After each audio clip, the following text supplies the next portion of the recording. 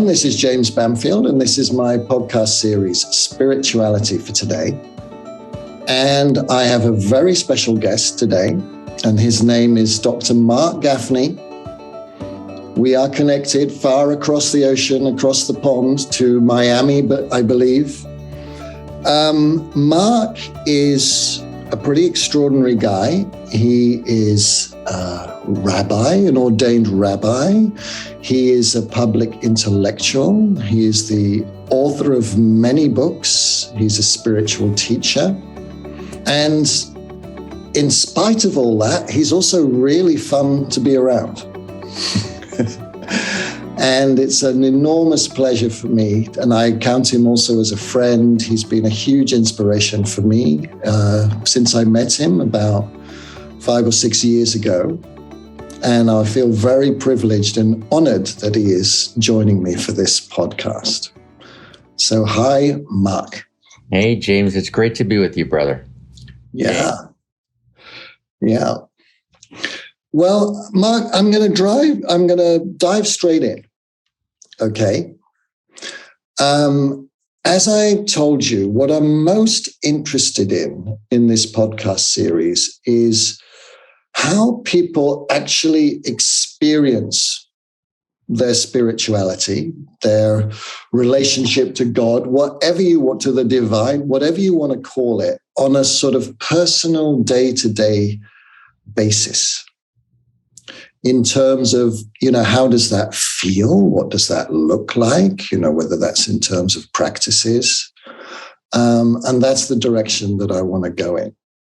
But maybe you could start with, I'm just so curious in your spiritual upbringing. When did you first feel God, goddess, whatever we got? When did you feel them knocking on your door? Tomorrow. It's funny, right? Because I think that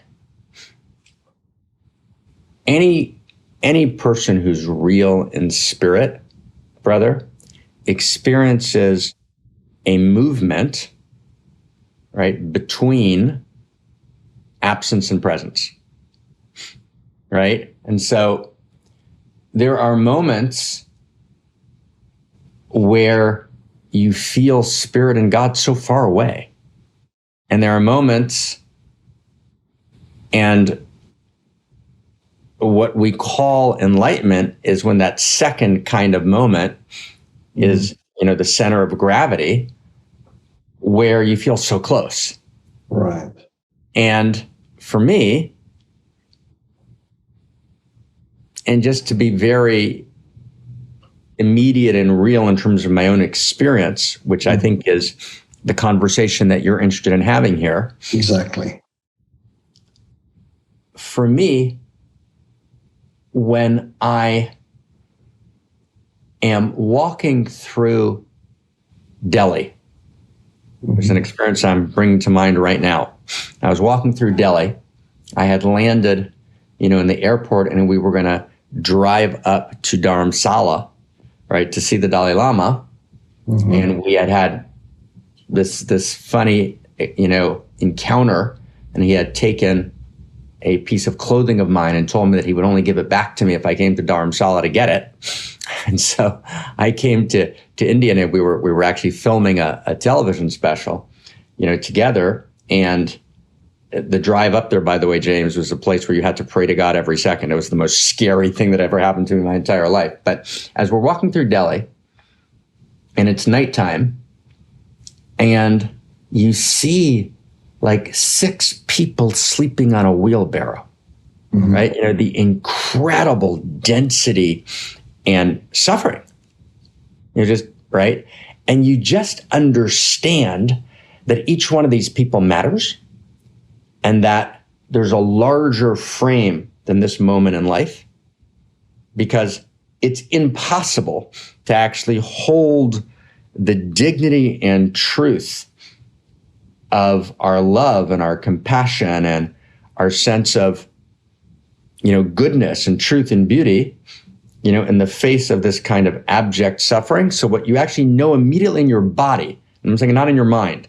In your body, you realize, oh, there's a bigger frame than this. You actually can, right? You actually you drop in and you realize, oh, right? The notion of continuity of consciousness, besides all the evidence for it, let's put all that aside, because that's not our conversation here.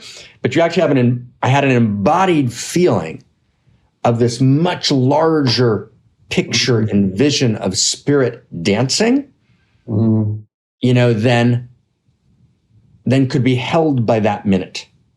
So for me, paradoxically, experiences of outrageous pain, both for moments can block me. I'm like, right? You can't, you look at the wheelbarrow and you look at the tragedy and you're like, where's God? But then when you actually feel into it in your body, you realize that without God, there's nothing wrong with this. That's the second piece of it, right? And the second piece of it, not only do you move into this larger expanse, but you realize, oh, without a realization in my body, without feeling the intimate universe, without feeling the intrinsic power of God, goodness, truth, and beauty, there's nothing wrong with this suffering. And so then you just feel this massive protest going through you, right? And that protest is God, right? It's a living, right? It's a living, and in my lineage, which you referred to, right? Actually, the Abraham figure, my original lineage, today I practice in Buddhism and Kashmir Shaivism and, all sorts of places, but my original grounding lineage, right? In Hebrew texts, Abraham's experience, his radical experience of the divine, is when he sees suffering. So it's different than a Buddha story. It's very different than an under a Bodhi tree Buddha story, right? Abraham sees suffering, right? God says, I'm going to wipe out these people, right? Because they're evil. And Abraham sees, wow, there's going to be suffering here, even though God just said they're evil. And Abraham says, but there's going to be unjust suffering. That can't be. And then Abraham has this epiphany, this God epiphany, and he says, "Hashofet kol haaretz lo yaseh mishpat." Will the judge of the entire world not do justice? Right? And in that challenge of the divine, he meets God. And look how different that is than a Buddha moment, right? Yeah. Yeah. It's like a completely different, and those moments formed me. Mark, what it reminds me, that's really beautiful. And to be honest, it reminds me a little bit of Christ on the cross. Yeah, right. Talk about intense suffering. And for those on audio, I gave James my Jesus, proclamation. Was it good? It was brilliant. Okay. But you looked like you weren't suffering enough. But but it's funny because it reminds me there's a story of Ram Dass, Richard Alpert. Sure. When he first went. Well. Yeah. Well, when I went to hear him once or twice as well. But he tells the story. Here's the really other side, if you like, the eastern side of that thing. So when his guru first took him for a walk through Calcutta,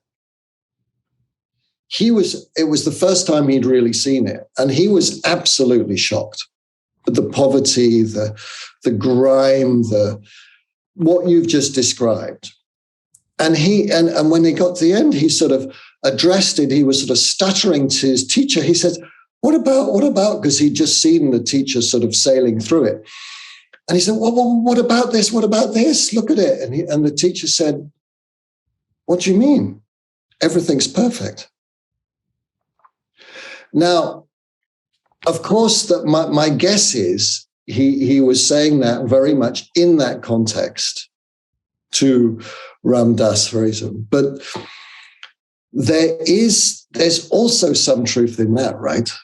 Well, so let's play with it for a second, right? And let's stay very close. I want to follow your thought. When you left me a message on WhatsApp yesterday saying that we want to stay kind of. Yeah, we got to stay personal. Yeah. I want to follow, and honor you, in this space and do that. So let me just say a couple of things, right? And let me just make it very intimate and personal. So Ram Dass and I at a certain point were good friends.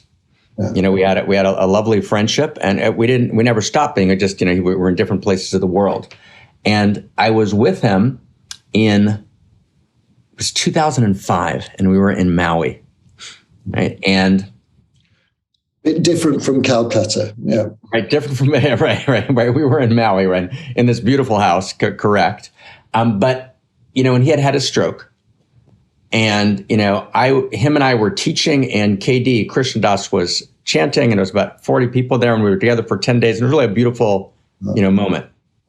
And he said to me, he said, people have come to me my whole life for illumination, right? They think I'm illuminated, so they come to me for illumination. He said, I've never actually experienced God directly or heard God or gotten a direct transmission when I wasn't on psychedelics, right? I mean, an amazing statement, right? So that the place he found, and it was very honest. It was in his bedroom, and it was nighttime. We were sitting on his bed and talking, and he at that time actually thought he didn't have long to live. He actually lived for 15 more years, right? And got actually better.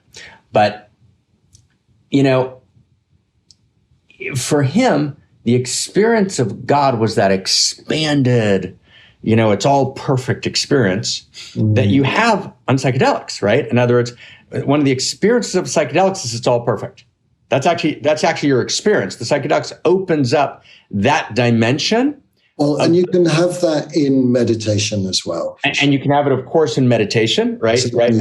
Right. Right. That's right. Meditation opens that up. Psychedelics opens it up. And of course, Zushiv Anipol, who was the third generation after the Baal Shem Tov, who was, terribly, horrifically poor, and the masters would come and, the same kind of story they tell about him.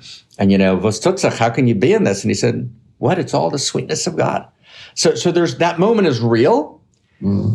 But it's a partial moment. Absolutely. Right. And it's got to live with, the radical experience of God that you have, in intimacy and its absence. And I'd say for me, right, the two places I feel God are in the absence of intimacy. So when intimacy is not there, I feel the violation of it.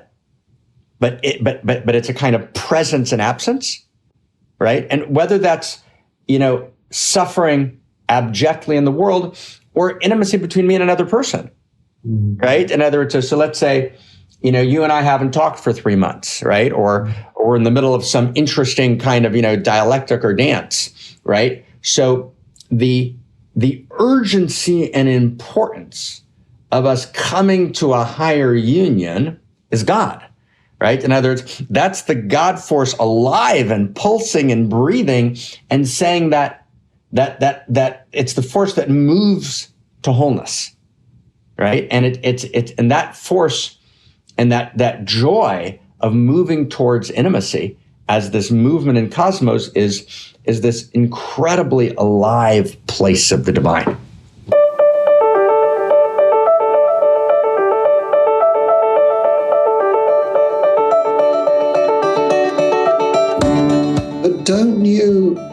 But presumably, in order to feel the absence of God, you really have got to have felt God in the first place. Right. So, yeah. So I was blessed in many ways, but one of them was, a strong, intuitive kind of, love affair with the divine from an early age. And I'd say the places that I most, fell in were at different stages of life, but I'll just give you one, when I was like 13, 14, I used to go and just walk for hours and just sing to God, and it was some of the most, I miss it. I miss just being able just to sing to God for hours, and with an immediate, palpable sense, right, of God's presence. But by God's presence, right, we don't mean, the caricatured dude in the sky. We mean, but we mean not just though, we mean actually the personal sense, right? It's not impersonal. Another difference than meditation. right? It's the personal beyond the impersonal, right? It's this personal sense that I'm being held, right? And that every place I fall into her hands, and that she cares about every detail of my life, right? That I matter to her, right? And you can actually feel you mattering to her, to she, to God, to Goddess, right? And that sense of being held, right? And I've never felt alone in that sense. I've felt loneliness in the human sense, of course, but I've never felt kind of an ultimate sense of aloneness, right? Because she's always there in some sense, and she holds my hand, right? And she holds me. I mean, that's beautiful. Beautiful. I just, with your permission, I'll just give you one, just because I want to just meet you here, and I appreciate you asking the question that way, because I was in 2006, I was in Salt Lake, and I had, it had been a rough year, right? So I was in Salt Lake, and, living there, after going through an intense personal tragedy. And it was a moment in which I didn't know how it was going to turn out, where you're kind of before the diagnosis, you're before the public culture, I didn't know how things were going to go. And it was, my heart was ripped apart.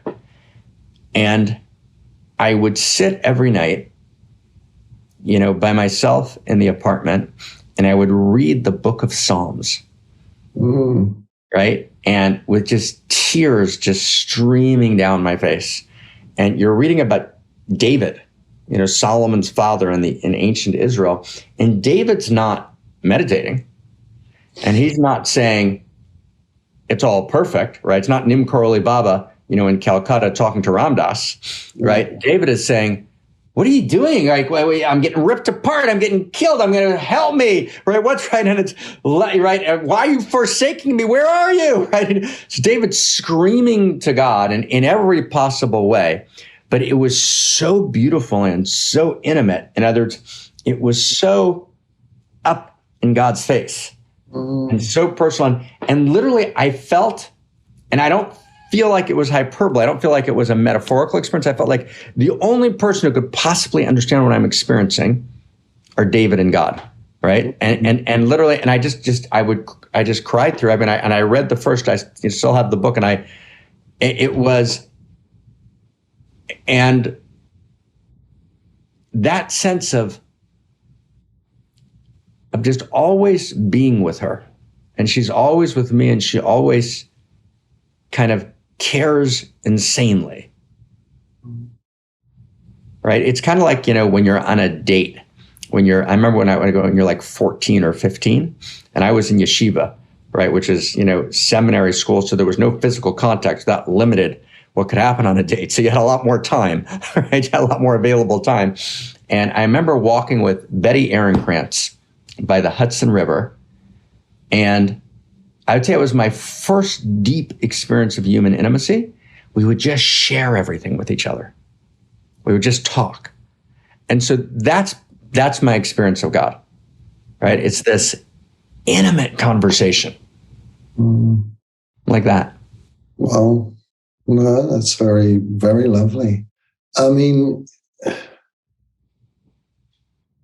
if it's similar, the other day I had I've had a lot of strong kind of true self type realizations, experiences, although the word experience doesn't quite cover it recently. Just out of the blue, really.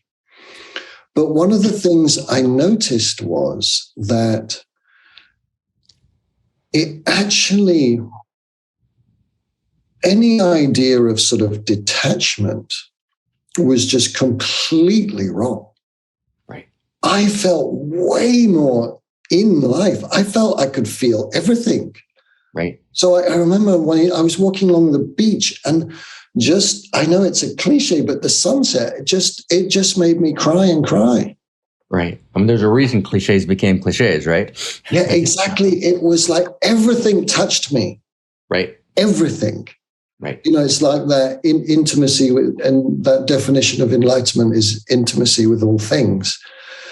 And also in that same time span, I happened to watch a war movie, a recent one, actually about a battle at the end of the Second World War that nobody knows about or cares about, that happened in Belgium when the Germans were retreating around the Schelde, which is the big river going to the Antwerp harbor.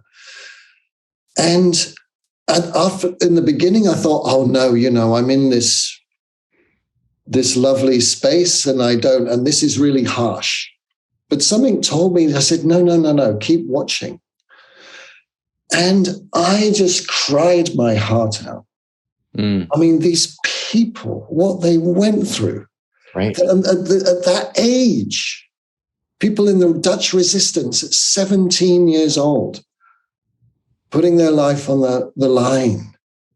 I just could not stop crying. And I was glad right. that I cried. Right. That felt, I think that's what you're pointing to. That felt just as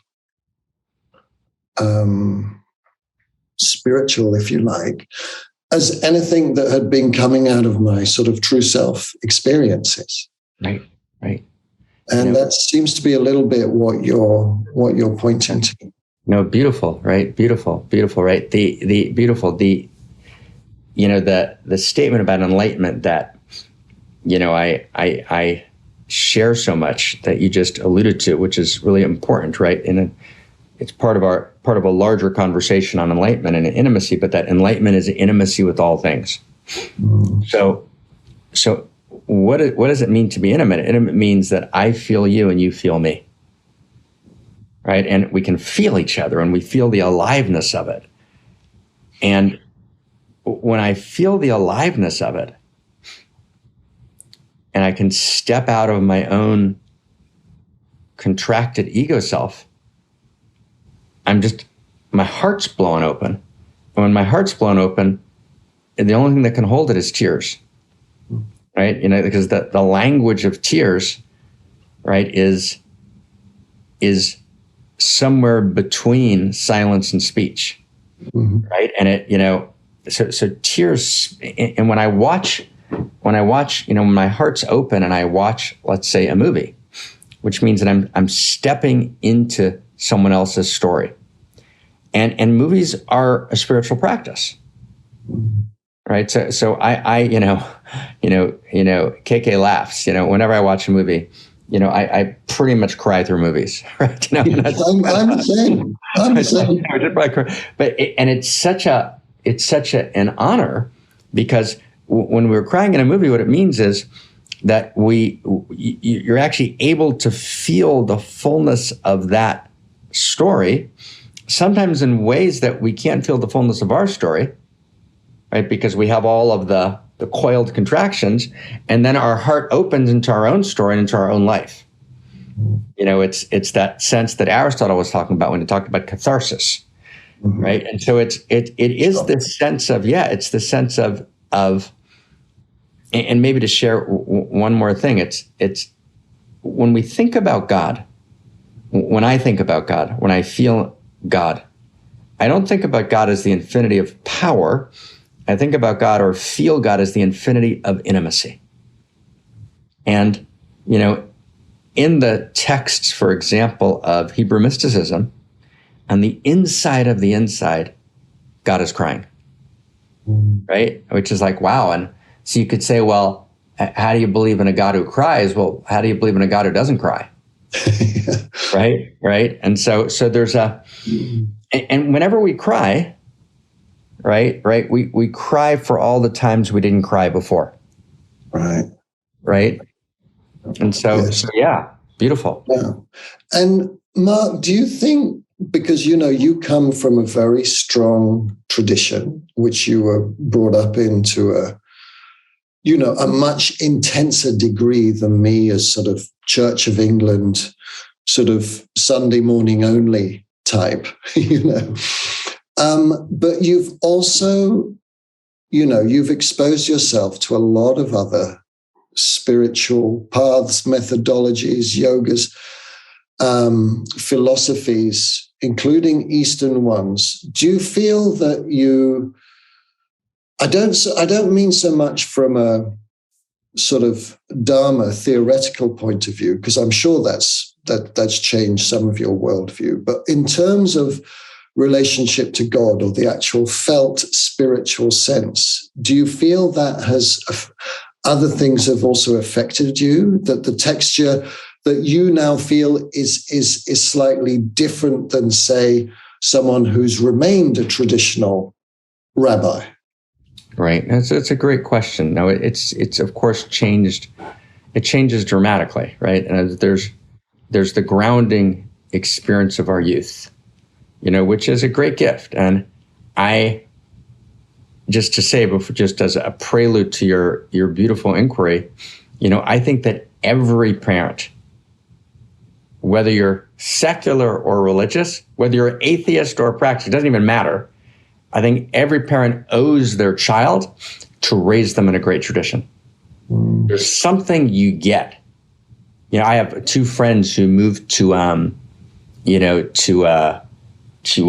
Chicago, who are, kind of very, very, very, very kind of left liberal materialist, and, I was very happy, in exchange with them to help persuade them to put their kids in a, Baptist fundamentalist preschool, right?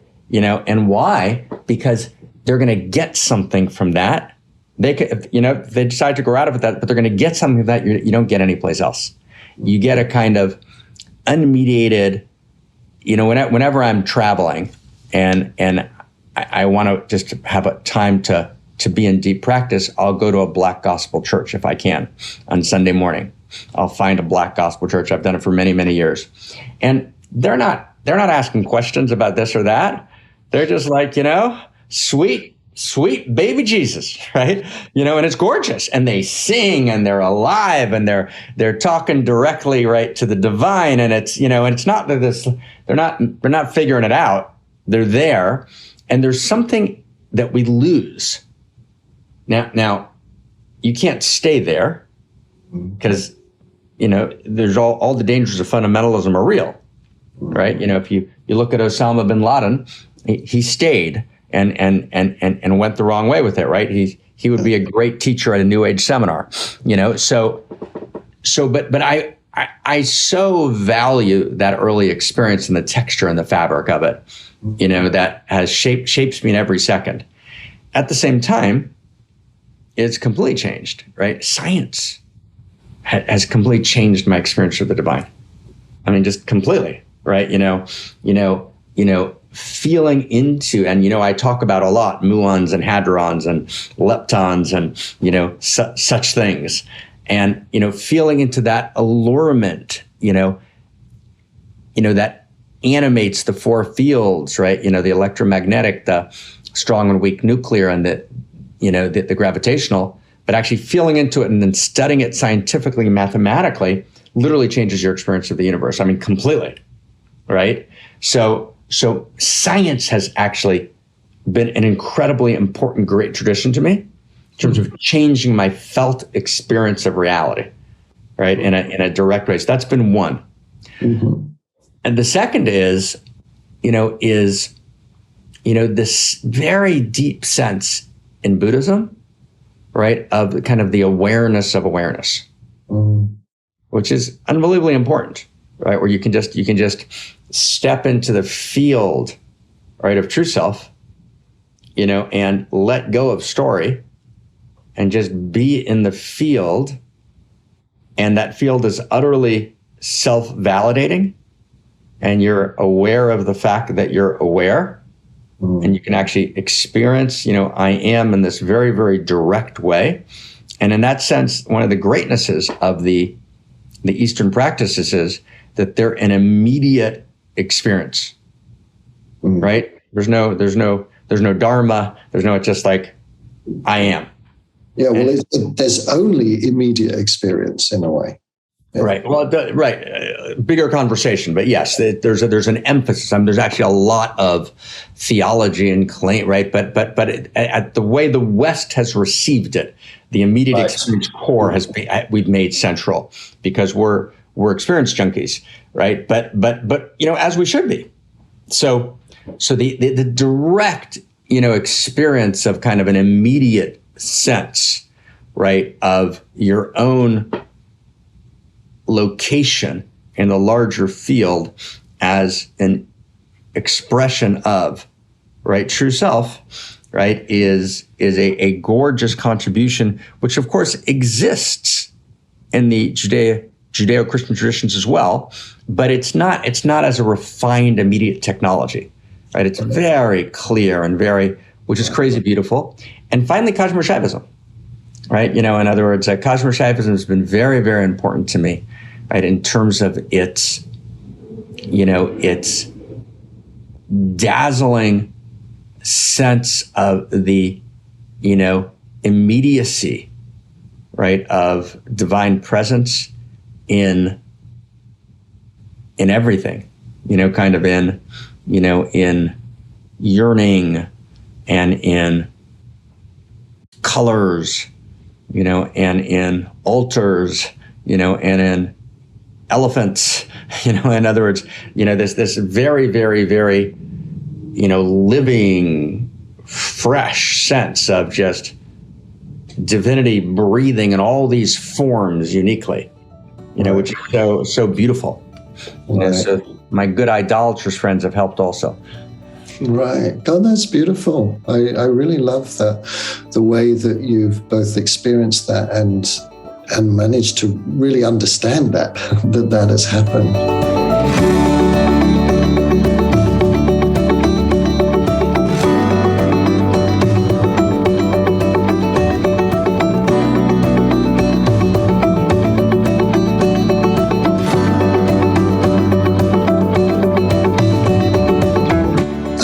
I wonder, Marc, because I'm curious, because you said, your spiritual sense is so connected in a way to relationship, intimacy. That's a word that you use so much. I've lost your. No, I'm here. Oh, okay. I can't see you. Is your camera on? No, we're perfect. I'm off camera for one moment. Go ahead. Oh, okay, that's fine. Okay. Well, you might need to come back on, because, I'm just really curious. Supposing, me and you right now, looking at each other through I wonder how we would both feel some sort of spiritual reality right here and now. That's beautiful. And that's in other words, and it is right now, right? It completely is, right now and right here, and that sense of actually just seeing each other, right? Of just kind of being my eye into your eye and your eye into my eye, and let's just sit.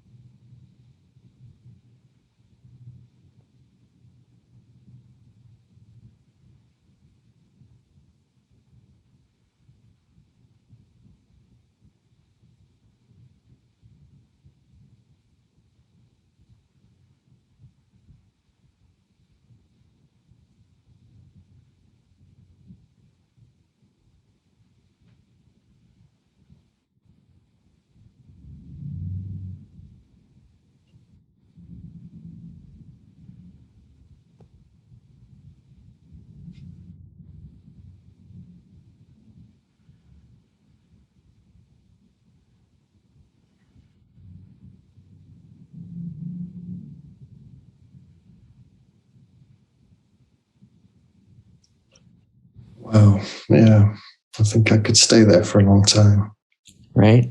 I'm going to cry. Right? Wow. Right? Like, wow. Wow. Wow. Wow.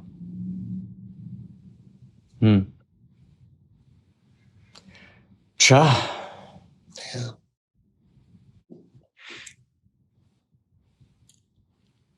I wish I could find some way of conveying that to the people who are listening, but let's hope they felt it somehow, even if they're sitting in the car and listening. Yeah. Right? Yeah. It's everything. Yeah, absolutely. Yeah. Cha.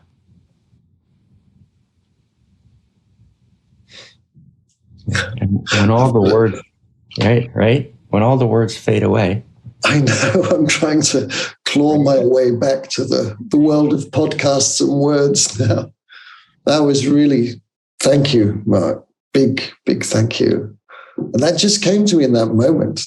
The idea, it was just, oh. Yeah.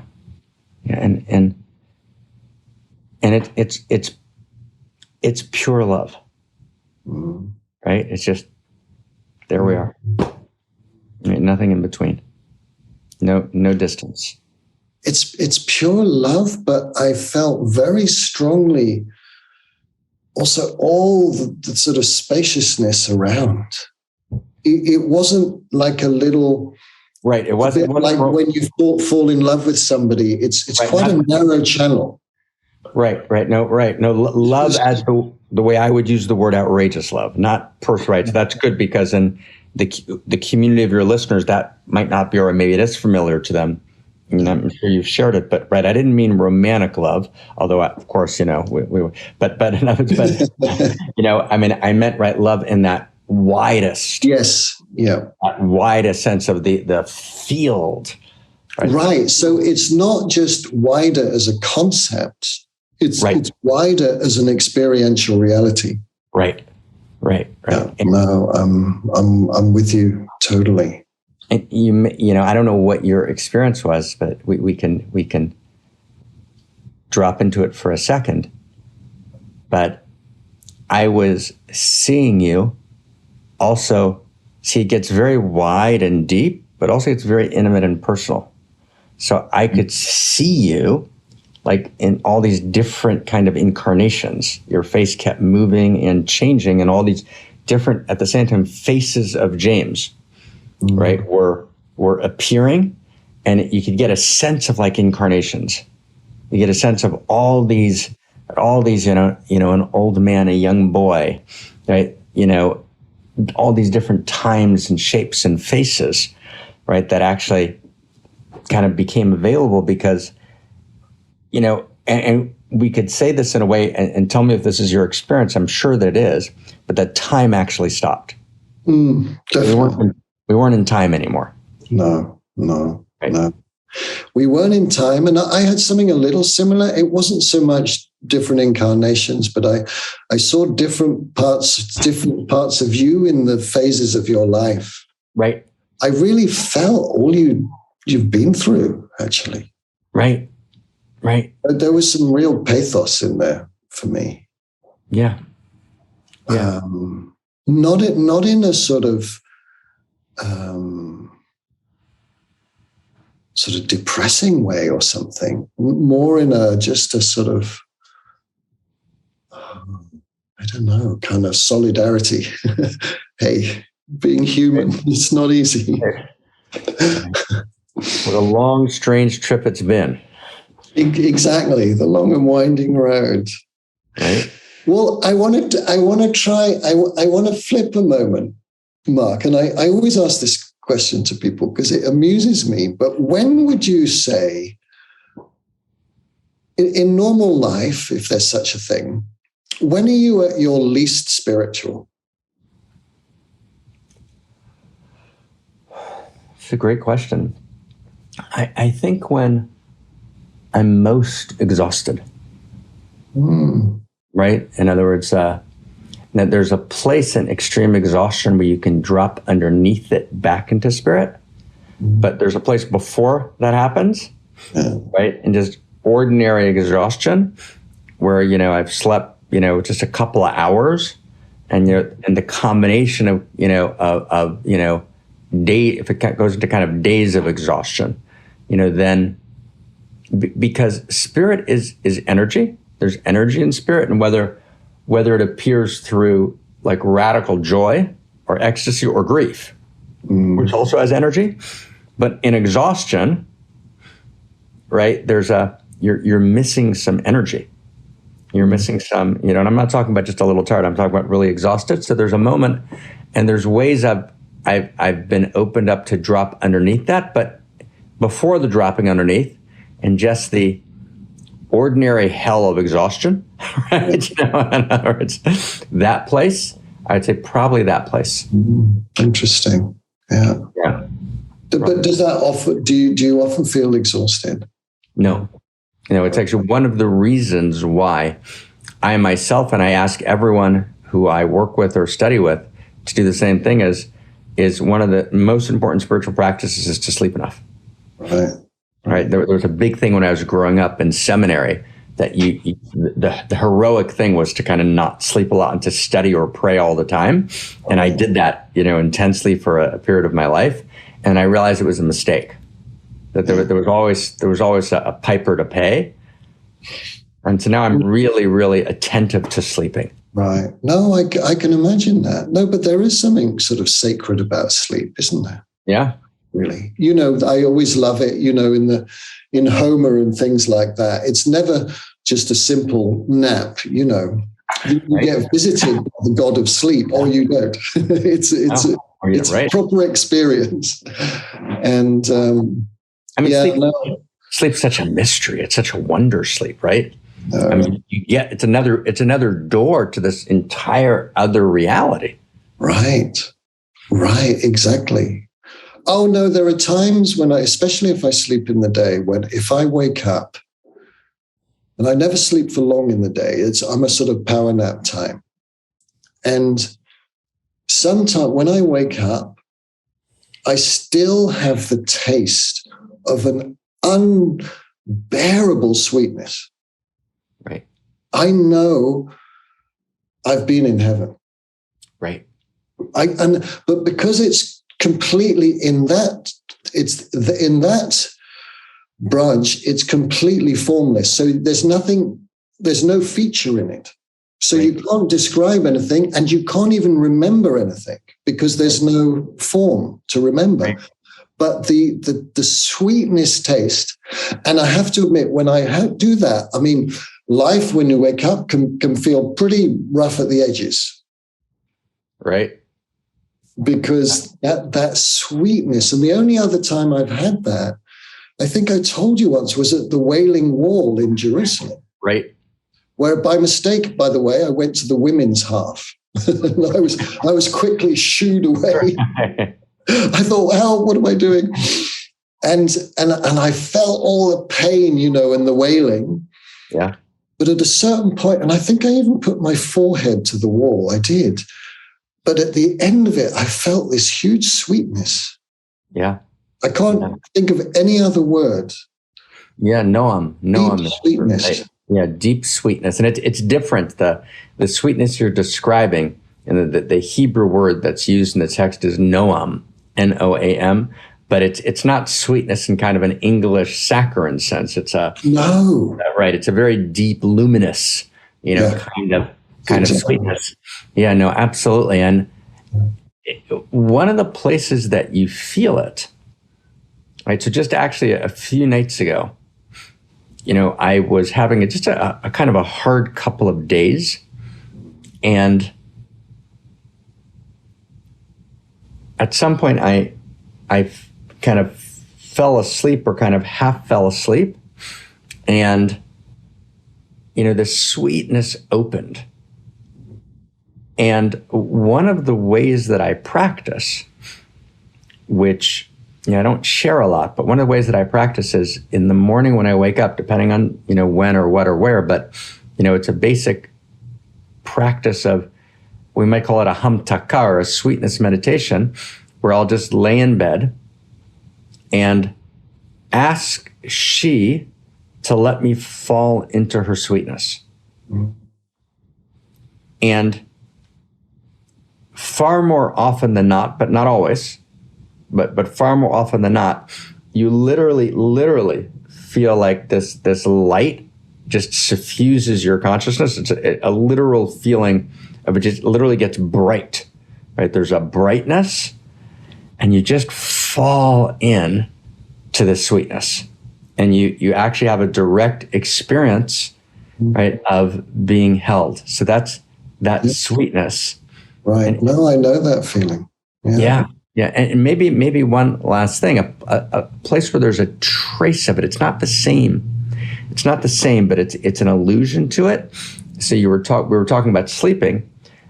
So actually, when you feel into it, there's two places in the morning and the evening where there's a place where you just wake up and you're like, right, and it's Sunday morning, and you don't really have to get out of bed, and you've got this luxurious kind of, semi-awake, semi-asleep feeling. There's a deep sweetness to it. It's a very, very sweet feeling because you're not overcome by the day. You can actually, and then also when it's bedtime, and if you're really tired, right, you're like deeply tired, but in a good way, kind of a good tired, and you just kind of feel, it's going to be easy to fall asleep. And so there's these liminal places, from the night into the day and from the day into the night, this, falling awake and falling asleep. And in those liminal places, there's a deep sweetness. Right. I think that word liminal, I mean, it's quite for our listeners, many of whom are not English speakers, it's a fantastic word, liminal. Right.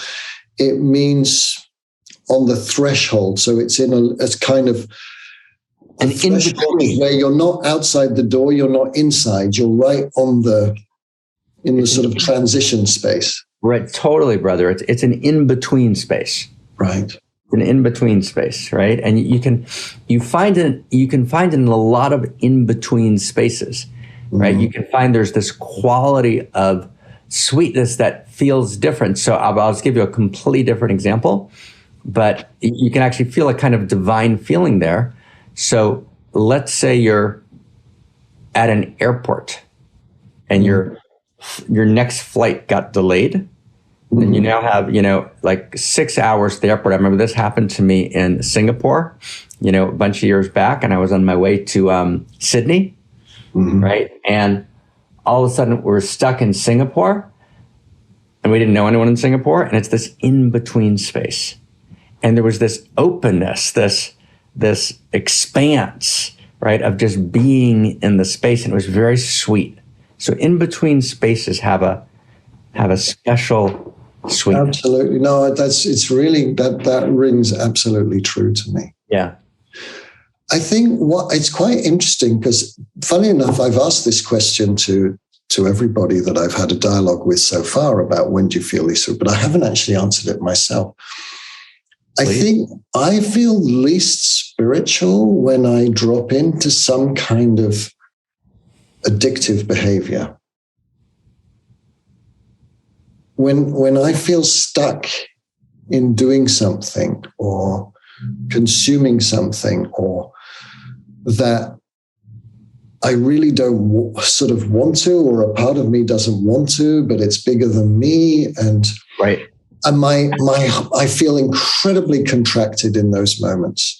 I mean, apart from the sort of shame, the shame of having any sort of mini addiction at all. Right.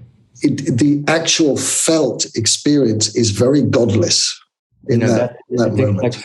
Like you mean like when you're like reading James Joyce again, you're like addicted to reading James Joyce. I get it. No, I get that. Yeah, just like that. There we are, James Joyce all over again. I can't believe I'm reading that again. I wish I was just, oh my God, reading James Joyce again and again, especially. That would be my idea of hell, I think. Exactly. That's where, but no, I think that's right. In other words, you're it's in that place of addiction which, as you know, we call it pseudo eros. Right. Right. But it's attractive, but your heart can't open. Yeah. Yeah. Your heart can't open. Yeah. That's nice. It's attractive, but your heart can't open. Yeah. Right. I'll play with that one. Yeah. Yeah. Mm. Yeah. Yay. Well, I mean, Mark, I can't believe it. We've had 55 minutes already. Oh my God. Right. Wait, it's a couple more minutes. Wow. Wow. It feels like we just said hello. I know. I'm really satisfied. This is just what I was hoping for. Yay. And I feel it in myself right now. I feel the depth of our connection and some of the things that we've covered over this hour. It was just, I just want you to know it was what I was hoping for. Yeah, thank you. And it was a wonderful conversation. Yeah. And you really behaved very well. Well, I appreciate that, young man. I sure do appreciate that. Yeah. Now, I just want to say a little bit, because, there's also some important things you and I have in common in the world and what we wanted to bring into the world. And just for my listeners, some of whom will know about it and many of whom won't, I just want us to take just a couple of minutes to mention, especially next summer, and the Outrageous Love Festival, because it's something that's very dear to both of our hearts. And for me, the festival is, we're talking about spirituality for today. I think there are so many spiritual threads that come together in that week from different traditions, different methodologies, and especially through the community field itself. Magic happens there. Yeah, no, the Outrageous Love Festival is a magic place. And it's almost, as you and I both know, it's almost indescribable from the outside, but it combines, just a sense of just a kind of penetrating insight, and yet a complete resting and expanse. And our friend Harry said once, Harry DeBont, who's a wonderful psychologist, and actually ran for many years, I think the largest therapy practice in the Netherlands. That he's been to many festivals, and he said at one point, he said basically we're creating at the festival a vision of what would an enlightened society feel like. And so it's both ecstatic and beautiful and just incredibly wondrous. So yes, it's and that technology, by the way, maybe just to say one more word about it, is we call it a mystery school, as you know so well. And you're such a key and gorgeous, fabric part of it, together.